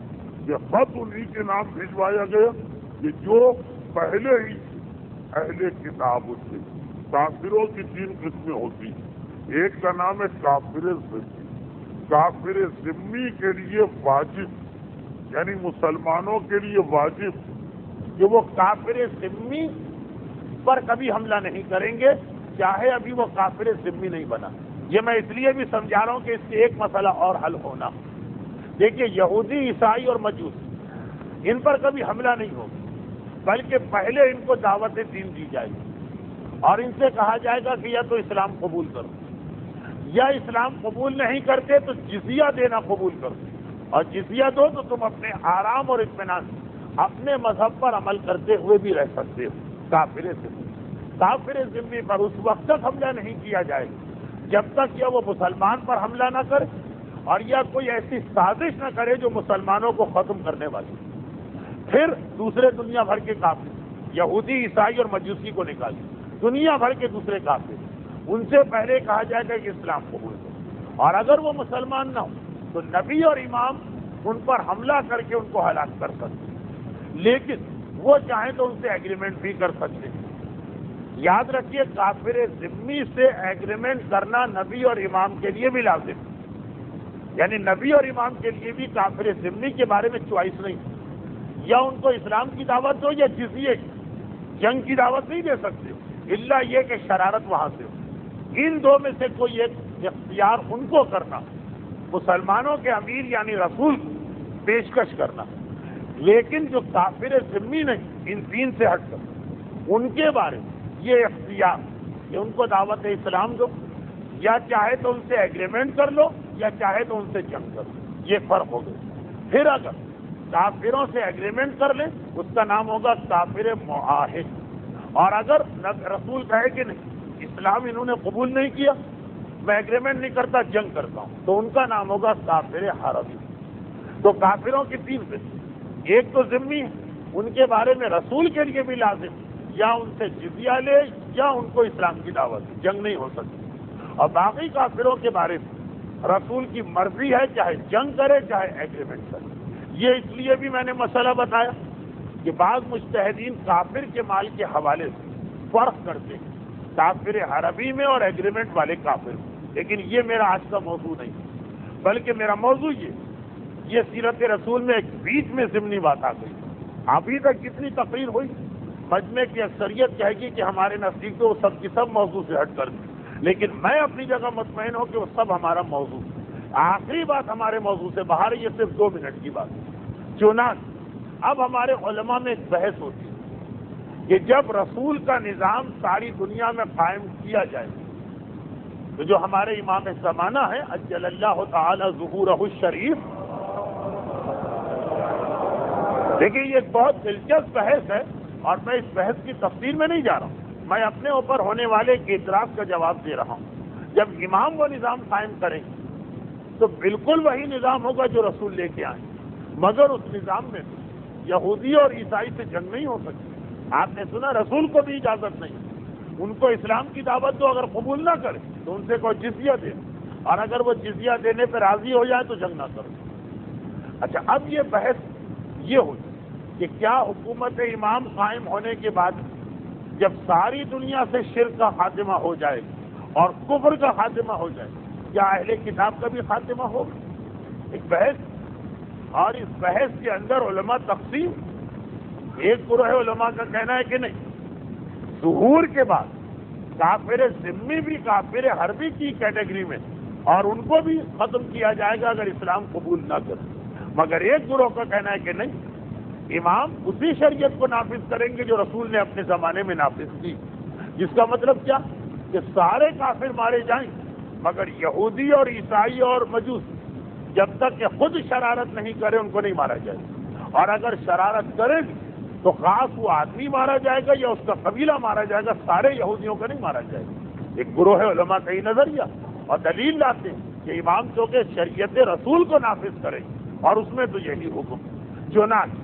اب اس کے بعد اس سے ایک اور بات نکلی، یہ کیا پتا چلا کہ وہ جو قرآن میں ہے وہ بھی یہی وَلَا اَفْتَرِحَ الْمُشْرِكُونَ، حکومت امام قائم ہوگی چاہے مشرک کو ناگوار گزرے، اور یہودی عیسائی اور مجوسی مشرک کبھی نہیں کہلاتے، چاہے وہ ایک میں تین اور تین میں خدا بنا، چاہے وہ عزیر کو خدا کا بیٹا قرار دے، پھر بھی ان کا نام مشرک نہیں۔ تو اس آیت سے اور تقویت ملی کہ وہ جو شرک ختم ہوگا اور کفر ختم ہوگا، اہل کتاب ختم نہیں ہوگی۔ چنانچہ اس سوال کا جواب مل گیا کہ مولانا یہ آپ لوگ کیا پڑھنے لگے کہ ایک عورت ملیحہ یا سعیدہ نیلی آنکھوں والی امام کے سر پہ پتھر گرا کے امام کو زخمی کرے گی اور امام شہید ہوگا، امام کی حکومت قائم ہو کر تو کفر رہے گا ہی نہیں، شرک رہے گا ہی نہیں، تو یہ ملیحہ یا سعیدہ کہاں سے نکل کے آ گئی جو امام کو زخمی کرے؟ یہ کہیں سے نکل کے نہیں آئی، یہ اصول کے تحت پہلے سے تھی کہ یہودی اور عیسائی اور مجوسی اگر 50% علماء قائل ہیں کہ وہ مارے جائیں تو 50% قائل ہیں کہ نہیں ان کو جزیے کی پیشکش کی جائے گی، اور ان میں سے جو قبول کر لے گا، ہاں وہ تیسری بات کہ نہ اسلام قبول کرے نہ جزیہ دے تو قتل ہو، لیکن شروع کے اندر رسول کو بھی اختیار نہیں ہے قتل کا۔ تو یہ ملیحہ اور سعیدہ اگر جزیہ دینے پہ راضی ہو گئی، چاہے اسی نیت سے جزیہ دے کہ ابھی جزیہ دے تو بعد میں دیکھا جائے گا کیا ہونا، تو اب کافر ذمی اور رسول کا نظام سمجھ میں آئے تو پھر امام زمانہ کی حکومت کا نظام سمجھ میں آتا ہے، ایک ربط ہے اس کے اندر بھی۔ لیکن خیر لوگ یہی کہیں گے کہ یہ تو مولویوں کی ٹیکنیک ہوتی ہے، ایران توران کی ہانک کر کسی طرح اسے اپنے موضوع سے جوڑ دیتے، لیکن یہ موضوع سے جوڑے کہ نہ جوڑے، اعتراض تو آپ کے ذہن میں آ گیا ہوگا کہ بات تو صحیح لگ رہی تھی کہ ملیحہ نکل کے کہاں سے آئی جس نے امام کو شہید کیا، وہ تو سارے کافر ختم ہو جائیں گے، نہیں اہل کتاب باقی رہیں گے۔ اور اہل کتاب کے بارے میں رسول سے سلسلہ شروع ہوا کہ ان کو عام کافروں سے الگ ٹریٹ کیا گیا۔ چنانچہ قرآن کریم کی یہ آیت جو اسی سورہ آل عمران میں ہے جس میں مباہلے کی آیت، یہ مباہلے کی آیت، اور یہ یاد رکھیں مباہلے کی آیت کے اطراف، مباہلے کی آیت کے قریب ایک نہیں بہت ساری ایسی آیتیں جو یا اہل الکتاب یا اہل الکتاب یا اہل الکتاب سے شروع ہو رہی ہیں۔ مباہلے کی آیت کے اطراف میں اس سے پہلے بھی اور اس کے بعد بھی یہ آیت سب سے اہم آیت پیغمبر نے بنائی، جتنے بھی اہل کتاب کو خط بھیجا جس میں نجران کے عیسائی بھی شامل تھے، تو پہلے خط کے اندر سب سے پہلے یہ آیت لکھوائی، بسم اللہ الرحمن الرحیم، قل یا اہل الکتاب تعالوا الی کلمۃ، رسول کہہ دو کہ اے اہل کتاب، اے کتاب والو، تعالو ادھر آؤ، الی کلمۃ، ایک ایسے کلمے پر، سواء بیننا و بینکم، جسے ہم بھی مانتے ہیں اور جسے تم بھی مانتے ہو۔ انسان اختلاف پہ اتر آئے تو سگے بھائی سے بھی اختلاف ہوگا، لیکن اگر اتحاد پہ اترے تو جو چیزیں دو قوموں کو جمع کر سکتی ہیں ان کو لینا چاہیے۔ یہ مزاج قرآنی ہے آل عمران کی آیت، الی کلمۃ، ٹھیک ہے عیسائیوں، اے یہودیوں، اے مجوسیوں، تم میں اور ہم میں زمین آسمان کا فرق ہے، لیکن تعالوا الی کلمۃ، ایک کلمہ تو ایسا ہے سواء بیننا و بینکم، جو ہمارے اور تمہارے پاس برابر، سوا برابر، ایسا تم مانتے ویسا ہم مانتے۔ اور وہ کلمہ کیا؟ وہ کلمہ یہ کہ اللہ نعبد الا اللہ، ہم عبادت نہیں کرتے کسی کی سوائے اللہ کے، ولا نشرک بہ شیئا، اور نہ ہم کسی کو اس کے ساتھ شریک قرار دیتے، ولا یتخذ بعضنا بعضا اربابا من دون اللہ، اور نہ ہم اللہ کے مقابلے میں ایک دوسرے کو مددگار بناتے، ہم اللہ کو چھوڑ کر ایک دوسرے کو اپنا مددگار نہیں سمجھتے۔ یہ تو کلمہ ایسا ہے جو ہمارے اور تمہارے درمیان مشترک ہے۔ تو آؤ توحید پر، کبریائی پر، لا الہ الا اللہ پر ہم اتحاد کر لیں۔ فَإِن تَوَلَّوْا، اور اگر اتنا سن کر بھی تم منہ پھیرو تو فَقُولُوا اشْهَدُوا بِأَنَّا مُسْلِمُونَ، تو کم از کم اس کی گواہی دو کہ بِأَنَّا، ہم لوگ اللہ کے سامنے سر تسلیم ہم کرنے والے ہیں، تم مانو کہ نہ مانو، مگر ہمارے گواہ بن جاؤ کہ ہم نے تمہیں کلمہ توحید پہ دعوت دی۔ یہ قرآن کریم سورہ آل عمران کی آیت، جو پیغمبر اگر روم کے بادشاہ کو بھی لکھ کے بھیجی، یعنی دمشق کے اندر رومن سلطنت، مصر کے بادشاہ کو بھی بھیجی، مگر یہ سب باتیں ہیں بہت پہلے۔ مباہلہ نجران کے عیسائیوں سے ہونا، اس مباہلے سے پہلے قرآن کی یہ آیت اس خط میں لکھ کے بھیجی گئی کہ جو 4 صحابیوں کے حوالے کیا گیا اور کہا تمہیں نجران جانا اور نجران کے عیسائیوں تک اس پیغام کو پہنچانا۔ چنانچہ یہ چاروں اس پیغام کو لے کے چلے اور واقعہ مباہلہ کا آغاز ہو گیا۔ مباہلہ، مباہلہ اردو میں پڑھا جاتا ہے لیکن اصل میں تو ہے بے زبر مباہلہ۔ مباہلہ کہتے کسے، اس کے بارے میں مختصر تو ہر ایک کے علم میں ہے کہ مباہلہ کس چیز کا نام، اختصار کے ساتھ، لیکن لفظاً پہلے مباہلہ کو آج سمجھ لیں اور باقی سید ابن طاؤس جیسا جلیل القدر مگر محتاط محدث، اس کی روایت میں نقل کروں گا جو ہمارے یہاں ممبروں سے کم پڑھی جاتی ہے۔ سید ابن طاؤس روایات کے بارے میں اتنے محتاط کہ اگرچہ علامہ حلی جیسے پہلوان علم کے استاد زندگی میں کبھی فتویٰ نہیں دیا، 8 صفحے کا ایک مختصر سا کتابچہ نماز کے مسائل پہ لکھا اور ہمیشہ یہی جواب دیا کہ میں ڈرتا ہوں، ایک ایک فتویٰ جو دیتا ہوں تو گویا حکم خدا بیان کرتا ہوں، میدان قیامت میں ذمہ داری میں کیسے لے سکتا ہوں جو قرآن رسول سے کہتے۔ جب سورہ حاقہ کی آیتیں وَلَوْ تَقَوَّلَ عَلَيْنَا بَعْضَ الْأَقَاوِيلِ لَأَخَذْنَاهُ مِنْهُ بِالْيَمِينِ ثُمَّ لَقَطَعْنَاهُ مِنْهُ الْوَتِينَ، کہ اگر یہ رسول بھی ہمارے نام پہ غلط بیانی کرے گا ہم اس کے ہاتھ کو پکڑیں گے۔ ثُمَّ لَقَطَعْنَاهُ مِنْهُ الْوَتِينَ، وتین عربی میں کہتے ہیں شہرک کو، اور اس رسول کی شہرک کو ہم کاٹ کے پھینک دیں گے۔ انداز قرآن کا دیکھیں کتنا سخت ہے کہ اگر یہ رسول بھی ہمارے حوالے سے ایسی بات کہے گا جو ہم نے نہیں کہی۔ ابن طاؤس زندگی بھر اس آیت کو دہراتے رہے۔ کسی نے آ کے پوچھا پیشاب میرے کپڑے پہ گر گیا ہے، میں نجیس ہوں کہ پاک، کہا میں نہیں بتاتا ہوں، عالم موجود ہے، ہندی موجود ہے، دوسرے علماء، تم جاؤ، میں ڈرتا ہوں کہ کہیں ایسا نہ ہو کہ غلط مسئلہ بتا دیا۔ تو جو خدا غلط بیانی کرنے پر، اللہ کے نام پہ غلط بیانی کرنے پر رسول کو بخشنے کو تیار نہیں ہے، معاذ اللہ قرآن کی آیت ہے کہ اس کو شہرت سے کاٹ دیں گے، تو ہم جیسوں کی کیا حیثیت ہے، اتنے محتاط۔ پھر اگر وہ یہ روایت نقل کرے تو وہ روایت کتنی اہم ہوگی، یہ تفصیل انشاءاللہ مجھے آئندہ بیان کرنا، کیونکہ وہ روایت تو ہر ایک کو معلوم، سید ابن طاؤس کے حوالے سے روایت۔ لیکن اس سے پہلے یہ سمجھ لیجیے کہ یہ مباہلے کا واقعہ مسلمانوں کے درمیان متفقہ مسئلہ، چنانچہ ہر اچھی تفسیر کے اندر آپ کو آیہ مباہلہ جو سورہ آل عمران میں وہاں پہ اس کی تفصیل ملے گی، کیونکہ جب اس قسم کا واقعہ آتا تو کچھ حوالے میں بیان کر دیتا ہوں تاکہ تقریر مکمل ہو جائے۔ باقی مباہلے کے واقعے کا آغاز اور مباہلہ شریعت میں کس چیز کا نام ہے، یہاں سے ہماری تقریر نمبر 172 آئندہ منگل کو انشاءاللہ شروع ہوگی۔ یہ واقعہ مباہلہ جسے فخر الدین رازی نے تفسیر کبیر میں لکھا، یہاں صفحہ نمبر کا حوالہ دینے کی ضرورت نہیں، سورہ آل عمران کی آیہ مباہل وہ کھول لی جائے ہر تفسیر۔ زمخشری نے تفسیر کشاف میں اس کا تذکرہ کیا، اور اسی انداز طبری جیسا مشہور مفسر تاریخ طبری نہیں، تفسیر طبری کے اندر اس واقعے کو نقل کر رہا۔ پھر دور آخر کے اندر آلوسی نے اپنی مشہور تفسیر روح البیان کے اندر یہ واقعہ لکھا، اور شیخ طنطاوی، ان کا زمانہ 150 سال پرانا ہے، وہ بھی جامعۃ الازہر کے شیخ رہ چکے ہیں۔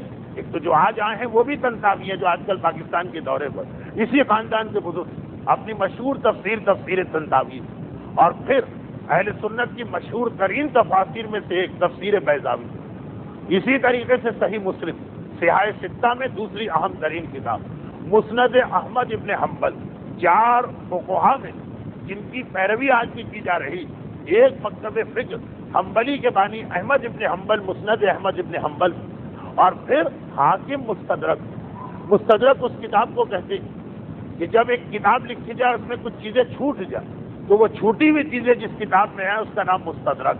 بخاری اور مسلم میں جو حدیثیں رہ گئی انہیں حاکم نے مستدرک میں نقل کیا.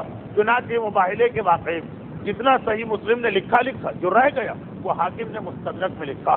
پھر ابن حجر عسقلانی مشہور و معروف علم رجال کے ماہر، وہ اپنی کتاب مشہور کتاب الاصابہ فی تمیز الصحابہ پورا واقعہ مباہلہ نقل کر رہے ہیں.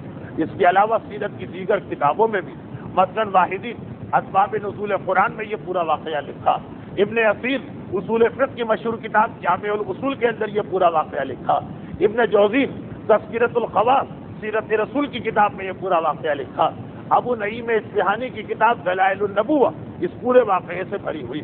غایۃ المرام بہت ہی مشہور برادران اہل سنت کی حدیث کی کتاب، اس کے اندر بھی یہ واقعہ اپنی تمام تر تفاصیل کے ساتھ موجود.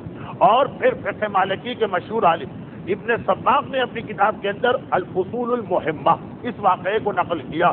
تو واقعہ مباہلہ ایک ایسا واقعہ کہ فقہ حنبلی کے علماء، فقہ حنفی کے علماء، فقہ مالکی کے علماء، فقہ شافعی کے علماء، اور غرض یہ کہ تمام تر مفسرین، محدثین ہو، مؤرخین ہو یا اصول فقہ کے ماہرین اس واقعے کو نقل کر رہے ہیں. اور یہ واقعہ جو بہت ہی مختصر ہر ایک جانتا، تفصیل کے ساتھ تو آئندہ آئے گا، مگر یہ واقعہ ایک پیغام بنا. اور وہ پیغام یہ بنا کہ اگر فاطمہ کا حجاب اور فاطمہ کا پردہ اتنا اہم کہ فاطمہ کے سارے فضائل چھپ کے رہ گئے مگر حجاب فاطمہ کو توڑنے کا حکم نہ ملا. فاطمہ کا حجاب اتنا اہم. دیکھیے فاطمہ منزل فضائل 13-14 جمادی الاولیٰ سے لے کے 20 جمادی الثانی تک ہماری جتنی تقریریں ہوتی وہ سب شہزادی کے حوالے سے ہوتی، اس لیے کہ شہادت کی پہلی روایت 14 تاریخ اور ولادت کی متفقہ روایت 20 جمادی الثانی. یہ سوا مہینہ عموماً میری تقاریر خاص طور پہ مصائب اور عمومی طور پہ دوران تقریر بھی کچھ نہ کچھ تذکرہ ہوتا. فضائل سیدہ فضائل علی سے کم نہیں، فضائل سیدہ فضائل علی سے کم نہیں. اگر علی 11 اماموں کے باپ ہیں تو سیدہ انہیں 11 اماموں کی ماں. لیکن سیدہ کا حجاب اتنا اہم ہے کہ اس حجاب کی خاطر فضائل سیدہ پہ پردے پڑ گئے. سیدہ علی کی طرح باہر نہیں آ سکتی، وہ فضائل چھپ گئے. اگرچہ رسول ایک ایسی حدیث بیان کر دی کہ جس کے بعد فضائل سیدہ سمجھنے والے کے لیے سب سمجھ میں آ گئے، اور وہ یہ کہ اگر علی نہ ہوتے تو فاطمہ کا کوئی کفو نہیں ہوتا. ہم سب برابری کرنے والا علی کو اور فاطمہ کو برابر قرار دے دیا، یعنی بالفاظ دیگر یہ بتا دیا کہ تمام فضائل علی کو ذہن میں رکھو جو تمہارے لیے ممکن نہیں. علی کو آج تک پہچانا کس نے سوائے اللہ اور اللہ کے رسول، اور فضائل علی کو کوئی لکھ ہی نہیں سکتا. اگر تمام جن و انس کاتب بن جائیں اور سارے سمندر سیاہی بن جائیں اور سارے طرف قلم بن جائیں تب بھی فضائل علی کو اشور نہیں لکھ سکتے. تو فضائل سیدہ بھی اتنے، جب کہہ دیا کہ کفو، جب کہہ دیا کہ برابری، تو پتہ یہ چلا کہ فضائل علی جتنے بھی تمہارے ذہن میں آ سکتے ہیں تمہاری معرفت کے مطابق وہ سارے فضائل سیدہ کے لیے ثابت ہے. اور غالباً اسی توازن کو برقرار رکھنا، عدل کا مظاہرہ کرنا، توازن کو برقرار رکھنا، شاید اس لیے حدیث کتاب میں تعارف کا ذریعہ سیدہ کو بنایا. دیکھیں سیدہ تعارف کا ذریعہ بنایا جا رہا ہے، اس کے بہت سارے جواب علماء نے دیے، لیکن ایک چیز یہ بھی سمجھ میں آتی کہ شاید توازن کو برقرار رکھنا ہے، بیلنس. اور وہ کس طرح کہ فضائل علی ساری دنیا والوں کے علم میں آ گئے. چنانچہ اب دنیا کا ہر عدل کرنے والا اور انصاف کرنے والا علی کا نام تو لیتا، چاہے وہ خود علی کو امام بھی نہ مانتا ہو، چاہے وہ اسلام کو بھی نہ مانتا ہو. آپ کو علی کا نام کافروں اور مشرکوں اور بت پرستوں کی زبان میں بھی نظر آئے گا. تو اس زمین پر علی جیسی شہرت کسی کے پاس نہیں. توازن برقرار رکھنے کے لیے پروردگار نے آسمان میں صحرا کو اتنا ہی مشہور کر دیا کہ اگر زمین پر جہاں نامحرم زیادہ سارا تعارف علی کے ذریعے ہوتا تو عدل کا تقاضا یہ ہے کہ آسمانوں پر جہاں حجاب کا مسئلہ کوئی نہیں ہے وہاں تعارف فاطمہ کے ذریعے سے ہو جائے، تاکہ یہ دونوں شخصیتوں کی عظمت جو بالکل برابر کی ہے وہ تمہارے سامنے آ جائے. لیکن اس حجاب کے باوجود جس نے فضائل سیدہ تک کو چھپا لی، اس حجاب کے باوجود مباہلے کے واقعے نے پیغام دیا کہ اگر اسلام کو ضرورت پڑ جائے تو سیدہ تمہیں بھی گھر سے باہر نکلنا. چنانچہ یہ سیدہ مباہلے میں بھی گھر سے باہر آ رہی ہے، اور جب رسالت کو ضرورت پڑی تو مباہلے میں گھر سے باہر آئی، اور جب امامت کو ضرورت پڑی تو قضیہ فدق کے لیے اپنے حجرے سے نکل کے دربار میں گئی۔ وہ ایک ہی سلسلہ سیدہ تمہیں ہر جگہ چھپایا جائے، اتنا زیادہ کہ تمہارے فضائل بھی چھپ جائیں، مگر تمہارا پردہ تمہارے فضائل سے زیادہ اہم۔ لیکن اسلام کہ جس کی خاطر سیدہ بھی ہر قربانی دینے کو تیار ہے، میدان کربلا کی ساری قربانی انہوں نے دی کہ جو آغوش سیدہ کے پلے ہوئے، تو کہا اس اسلام کی خاطر تمہیں گھر سے باہر نکلنا پڑے تو نکلنا۔ ایک مرتبہ اور رسالت کو ضرورت تھی تو سیدہ مباہلے کے میدان میں آئی، اور ایک مرتبہ امامت کو ضرورت ہوئی تو سیدہ گھر سے نکل کے دربار میں گئی۔ وہاں رسالت کا موقع پیش کیا، یہاں امامت۔ ہاں، رد عمل الگ تھا۔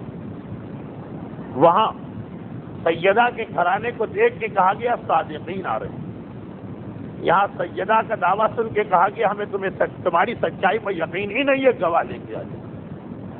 وہاں دور سے چہروں کو دیکھ کے کہا گیا سچے آ رہے ہیں، یہاں قریب پہچاننے کے باوجود کہا گیا کہ ہم سچا مانتے ہی نہیں، گواہ لاؤ تو فیصلہ ہو جائے گا، گواہ کے بغیر فیصلہ نہیں۔ اس سے زیادہ مناسب بھی نہیں ہے کہنا، ضرورت بھی نہیں۔ لیکن ہاں، فاطمہ کی روح کے لیے یہ کتنا بڑا زخم ہے کہ کافر میری سچائی کو مانے اور نہیں مانے تو مسلمان۔ اور یہ زخم جو روحانی زخم ہے، جب اس جسمانی زخم کے ساتھ مل گئے تو ہم نے یہ دیکھا کہ 95 دن کے مصائب رسول کی بیٹی کو بھلا کے اس طرح ختم کر دیا کہ عصا کے سہارے کے بغیر سیدہ راستہ نہیں چل سکتی، اور شہادت کی رات مغرب اور عشاء کی نماز کھڑے ہو کے پڑھنے کی طاقت نہیں رہی۔ سوال، ان تمام مصائب کو دیکھ کر سیدہ پہ جو گزر رہی ہے سو گزر رہی ہے، مگر میرے مولا علی کے دل پہ کیا قیامت گزر رہی؟ علی کا علم مشہور ہے، علی کی شجاعت مشہور ہے، علی کی معرفت مشہور ہے، علی کی خطابت مشہور ہے، علی کا ایثار مشہور ہے، علی کا جہاد مشہور ہے، لیکن علی کا صبر بھی اتنا ہی اہم۔ اور ایسا نہیں ہے کہ ہم کہیں کہ ہاں ہر امام میں ہر خصوصیت برابر کی ہوتی ہے، لیکن حالات کے تحت کوئی ایک خصوصیت ظاہر ہوتی ہے۔ علی کا صبر بھی ظاہر ہوا، بیوی کی کمر پہ کوڑا پڑے اور علی صبر کرے، بیوی بھی عام بیوی نہیں ہے، فاطمہ زہرا جیسے، گھر کا دروازہ چلایا جائے علی جیسا صاحب طاقت صبر کرے، شہزادہ محسن شہید کر دیا جائے، یہ تو وہ منزل ہے کہ حسین بھی پریشان تھے۔ میدان کربلا میں واحد لاشا اصغر کا ہے جسے لے کے حسین یہ فیصلہ نہیں کر پا رہے تھے کہ خیموں میں جاؤں کہ باہر ہی اس کی قبر بنا دوں، ماں کے سامنے کیسے جاؤں گا یہ ننھا لاشا لے کر۔ 7 مرتبہ میرا مولا انا للہ و انا الیہ راجعون پڑھ کے آگے گیا اور پیچھے آیا، مگر میرے مولا علی نے یہ صبر بھی کیا، اور اس کے بعد گلے میں رسی باندھی گئی اور بازاروں میں گھمایا گیا۔ معمولی منزل نہیں ہے یہ صبر علی۔ اس علی کی بیوی کو ماتم سے روکا گیا، معمولی بات نہیں، علی نے صبر کیا۔ وہ درخت کٹوا کے پھینک دیا گیا جس کے سائے میں زہرا ماتم کرتی تھی، علی نے صبر کیا، مگر ایک منزل اتنی بڑی آئی کہ علی بھی صبر نہ کر سکا، فقط اس لیے کہ خدا نے یہ امتحان علی کے لیے نہیں لکھا تھا، لیکن یہ امتحان لکھا گیا تھا اولاد علی کے لیے۔ ایک عجیب منزل آتی ہے جب اگلے دن یہ خبر پھیلی کہ سیدہ کو دفن کر دیا گیا ہے، تو بعض لوگوں نے آپس میں میٹنگ کی۔ اگر لوگوں نے پوچھ لیا کہ رسول کی بیٹی تمہارے ہوتے ہوئے تمہارے زمانے میں تمہارے کنٹرول میں جو عالم اسلام ہے دفن کر دی گئی اور تم نہ نماز میں جا سکے نہ تمہیں قبر کا پتہ چلا تو کیا ہوگا؟ کس طریقے سے لوگوں کو جواب دیا جائے گا؟ یہ کیا گیا کہ پہلے تو قبر سیدہ کے چاروں طرف قناتیں لگائی جائیں گی اور اس کے بعد قبر سیدہ کو کھولا جائے گا، لیکن پورے احترام کے ساتھ پردے کا پورا خیال کرتے ہوئے، اور پیغمبر کے زمانے کی صحابیات کو بلایا جائے گا۔ وہ بھی کون سی صحابی خواتین جو مکے سے رسول کا کلمہ پڑھے ہوئے ہیں، یعنی کتنی بزرگ اور بوڑھی ہو چکی ہیں، یہ بزرگ صحابیاں آئیں گی، قنات کے اندر قبر سیدہ کو پورے احترام سے کھولیں گی، سیدہ کی میت کو باہر نکالیں گی، پورے احترام کے ساتھ چادر کے نیچے ڈھانک کے لایا جائے گا، نماز جنازہ پڑھی جائے گی اور دوبارہ اسی قنات کے اندر اتنے ہی احترام سے قبر سیدہ بنا دی جائے گی، مگر میرا مولا یہاں ہر جگہ لفظ احترام آ رہا ہے، کوئی مرد قریب پھٹکنے نہیں پا رہا ہے، صحابیات اور بزرگ صحابیات کو بلایا جا رہا، لیکن ہائے میرا غیرت مند مولا، ایک مرتبہ اطلاع مل گئی قبر سیدہ کھودنے کی بات ہو رہی ہے، جس حالت میں گھر میں بیٹھا تھا اسی حالت میں گھر سے باہر آ گیا، وہی گھر والا کرتا جسم پر ہے، گریبان چاک ہے، آستینیں بلند ہیں، منہ سے کف جاری ہے، ننگے سر ہیں، ننگے پیر ہیں، اور آج ذوالفقار حیدر نظر آ رہی، وہ ذوالفقار جو محسن کی شہادت پر نیام میں رہی،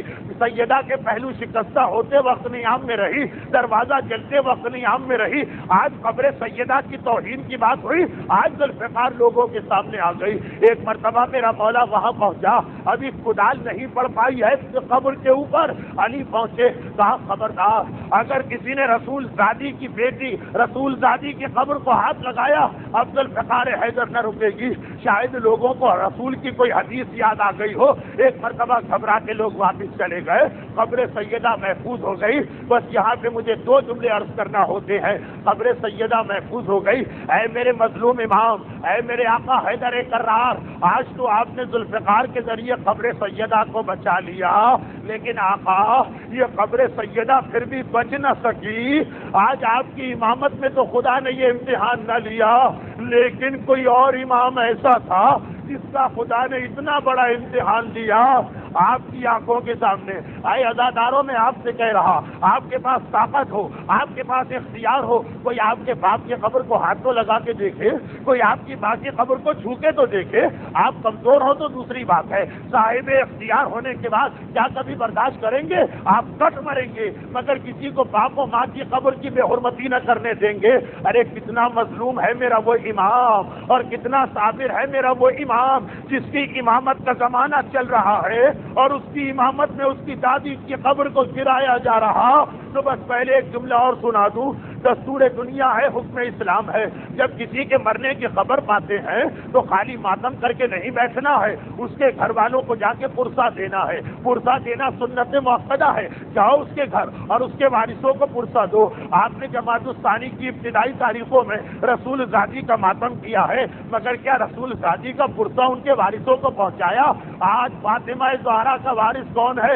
چاروں طرف تلاش کیجئے، کون ہے آج فاطمہ کا وارث؟ کون ہے آج فاطمہ کا فرزند؟ اے میرے امام زمانہ، آج آپ وارث فاطمہ زہرا ہیں۔ یہ سارے مرد آزادار، یہ ساری خواتین آزادار آپ کے پاس پہنچی ہیں۔ اے ہمارے آقا اور مولا، پہلے تو اپنی دادی کا پرسہ ہم سے قبول کیجئے، اور مولا پھر صرف اتنا بتا دیجئے کہ آپ کا دادا حیدر کرار ذوالفقار کو نیام سے نکالتا ہے۔ 8 شوال کی جب وہ منحوس تاریخ آئی ہوگی کہ ایک مرتبہ لوگ داخل ہوئے قبرستان میں، پوچھا قبر سیدہ کہاں ہے؟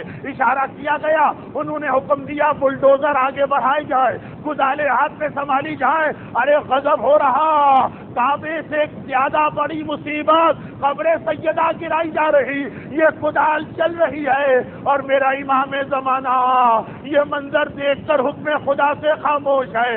ارے یہ وہ منزل امتحان ہے جو اللہ نے فقط 2 معصوموں کے لیے رکھی، یا میرے امام زمانہ نے اپنی دادی کی قبر پر اپنی امامت میں کدالیں چلتے دیکھی، اور یا میرے چوتھے امام اپنی امامت کی پہلی گھڑی میں کربلا کے میدان میں اپنے بابا کے لاشے پہ گھوڑے دوڑتے دیکھ رہے۔ ہائے میرے امام زمانہ نے کیسے صبر کیا ہوگا، اور ہائے میرے آقا سجاد جب گھوڑے دوڑتے دیکھے ہوں گے تو کس طرح سے منزل صبر دے پائے۔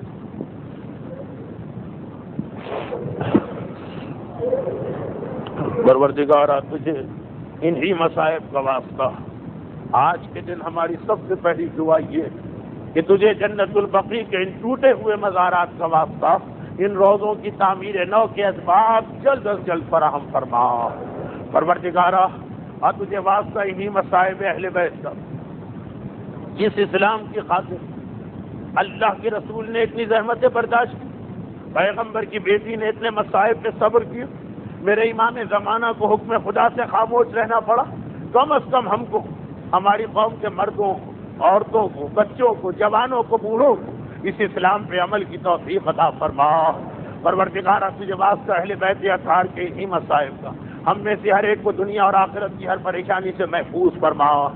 لیکن ہمارے ملک کے موجودہ حالات میں یہاں جتنے صاحبان ایمان اس وقت ذکر رسول سننے والے بھی، اور اس علاقے میں جتنے صاحبان ایمان ہیں، ان کو، ان کے گھروں کو، ان کے گھر والوں کو، ان کی اولادوں کو، ان کے حصول رزق کے ذرائع کو، ان کی مال، جان، عزت، آبرو اور اولاد کو دشمنان اسلام اور دشمنان اہل بیت کی ہر شر اور ظلم سے محفوظ فرما۔